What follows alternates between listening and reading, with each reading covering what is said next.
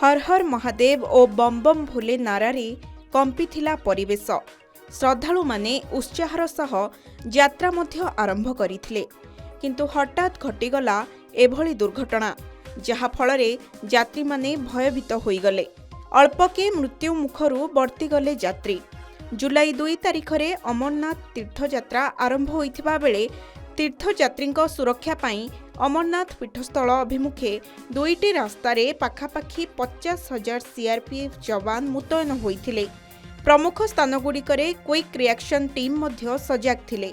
38 दिनर तीर्थयात्रा समय उभय पहलगाम एवं बाल्टाल रूट रे सर्वेलांस ड्रोन मुतयन होइथिबा बेले बाल्टाल और पहलगाम रूट देई अमरनाथ यात्रा आरंभ होइथिला। हजार हजार श्रद्धालु मानक पाई जम्मू कश्मीर राजपथ देई ही यात्रा करिबा पाई एक प्रमुख रास्ता होइथिबा बेले हठात घटिगला एक सीरीज दुर्घटना जहा फलरे यात्री माने भयभीत होइगले। शुक्रवार दिन जम्मू कश्मीर रे रामबन जिल्लार चंदरकोट निकटरे एक बस दुर्घटना रे प्रायतः 36 जन अमरनाथ तीर्थयात्री सामान्य आहत होइछन्ति। पहलगाम बेस कैंप को जाउथिबा एक कन्भॉयलर गाड़ी जम्मू श्रीनगर जातीय राजपथ रे नियंत्रण हराई सामना पटु अन्य एक गाड़ी सहित धक्का देइथिला, जहा फलरे एही दुर्घटना घटिथिला।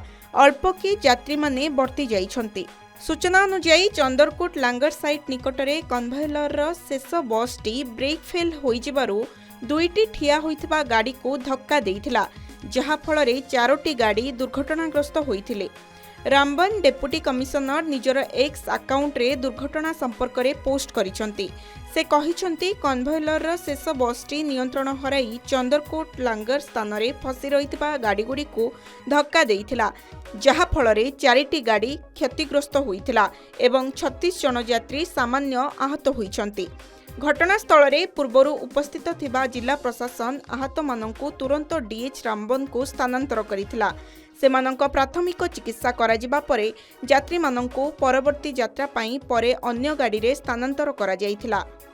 केंद्र मंत्री जितेंद्र सिंह कहिसंती चंद्रकोट रे अमरनाथ तीर्थयात्री को नहीं जाउथबा एक गाड़ी सहित घटिथिबा सड़क दुर्घटना विषय रे जानिबा परे मु रामबनर डीसी श्रीजुक्त मोहम्मद आलियास खान को सहित कथा होइछे। 36 जन तीर्थयात्री सामान्य आहत होइछंती, जहांकु जिला हॉस्पिटल रामबन रे चिकित्सा करा जाउछे। चिंतार कौनसी कारण नाही। तीर्थयात्री पाई समस्त व्यवस्था करा जाइछि एवं प्रशासन द्वारा निरंतर तदारख करा जाउछि।